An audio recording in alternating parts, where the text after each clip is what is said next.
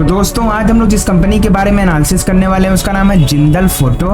ये कंपनी इस ब्रेकआउट के साथ ही ये अपने लाइफ टाइम हाई पर पहुंच चुकी है और ब्रेकआउट के वक्त इसमें काफी अच्छा वॉल्यूम भी देखा गया है। अगर हम इसके पीछे चलते हैं तो आप इसका चार्ट देखेंगे, आप चाहे जितना पीछे जाइए, इसमें जो 2020 के बाद अच्छी तेजी आई उसके बाद ये पिछले 2-3 सालों तक एक रेंज में ट्रेड करता रहा, लेकिन जब ये इस रेंज से बाहर निकला तो फिर यहाँ भी एक अच्छी तेजी आई और अब ये इस रेंज का भी ब्रेकआउट दे रहा है। तो ये अपने पैटर्न के हिसाब से यहाँ से बहुत ही लंबी तेजी दिखा सकता है। तो वो जानने से पहले एक बार हम पहले इसकी फंडामेंटल एनालिसिस देख लेते हैं। तो कंपनी का नाम है दोस्तों जिंदल फोटो लिमिटेड। 846 रुपए इसका मार्केट प्राइस है और इंट्राडे में इसने 20% का अपर सर्किट लगाया है। मार्केट कैप 871 करोड़ का है। स्टॉक भी 3.28 का, ROC 12.2% एंड ROE 12.5% का है। पिछले एक साल के हाई लो की बात करें तो 319 का लो था और 846 का इसने हाई लगाया है। आपको दोस्तों इस कंपनी के बारे में बता दूं, सन 1986 में इसका गठन हुआ था। ये दोस्तों पिछले एक साल का इसका चार्ट है, आप देखेंगे अपने बॉटम से काफी ज्यादा ऊपर ट्रेड कर रहा है। तो अगर हम इसके प्रोज एंड कॉन्स की बात करें तो ये कंपनी ऑलमोस्ट डेप्ट फ्री है।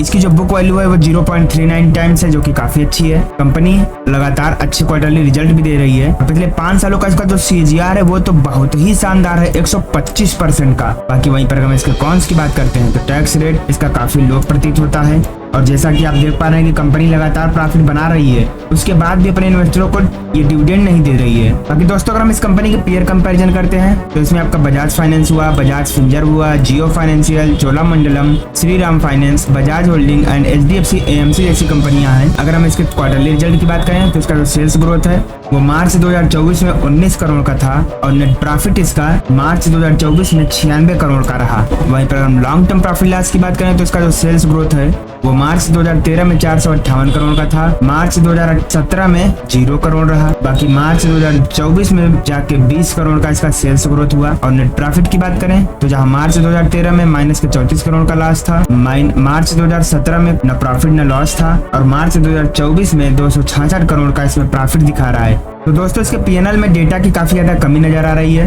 तो हो सकता है कि ये मैनिपुलेटिव स्टॉक भी साबित हो सकता है, तो यहाँ पर आप थोड़ा ध्यान दीजिएगा।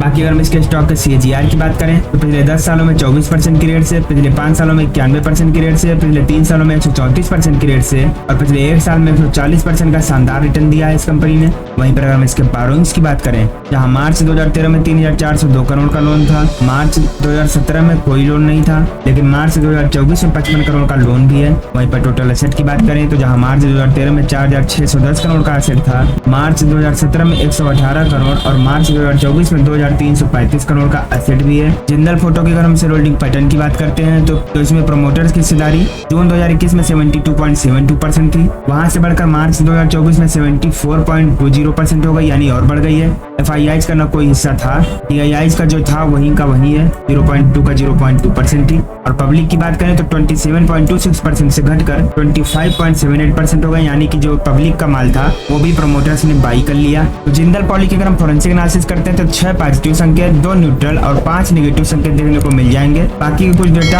क्लेरिफाई नहीं हो पाए हैं, जिसमें से अगर हम बात करें तो डिप्रिसिएशन का कोई भी इफेक्ट नहीं है। कंपनी के प्रोमोटर्स ने कोई भी शेयर प्लेज नहीं किया है। अच्छी बात है, प्रोमोटर्स ने कोई भी होल्डिंग बेची नहीं है पिछले 90 दिनों में। अदर इनकम इनकी अच्छी आ रही है, रिटेल्स की जो होल्डिंग है वो भी ठीक ठाक है। बाकी वर्किंग कैपिटल इनका अंडर कंट्रोल है, सेल्स ग्रोथ भी अभी ठीक चल रहा है। ROE पिछले 10 साल से अब निगेटिव में है, डेप्ट थोड़ा हाई है, शेयर प्राइस पिछले 10 सालों में उतना नहीं बढ़ा है, ROC की स्ट्रेंथ भी अब कंसिस्टेंट स्ट्रॉन्ग नहीं हो पा रही है। तो दोस्तों हम लोग वापस से इसके चार्ट पर आ चुके हैं, आप इसका चार्ट पहले भी देख चुके हैं। तो अब हम इसके टारगेट की एनालिसिस करते हैं। तो जैसा कि आप देख पा रहे हैं ये काफी दिनों से एक रेंज में ही ट्रेड कर रहा था और इसका यही पैटर्न ही है कि जब ये एक रेंज से बाहर निकलता है तो एक बहुत ही अच्छी तेजी दिखाता है और उसके बाद ये फिर से रेंज में ही ट्रेड करने लगता है। तो इस हिसाब से इसका जो अभी टारगेट दिख रहा है वो 1040 से 1080 के बीच तक जा सकता है इस पैटर्न के हिसाब से। बाकी दोस्तों अगर आप इस एनालिसिस को देखकर इन्वेस्टमेंट करना चाहते हैं तो एक बार रुक कर खुद से एनालिसिस जरूर कर लीजिएगा और वीडियो को लाइक करके कमेंट में जय श्री राम लिखना मत भूलिएगा।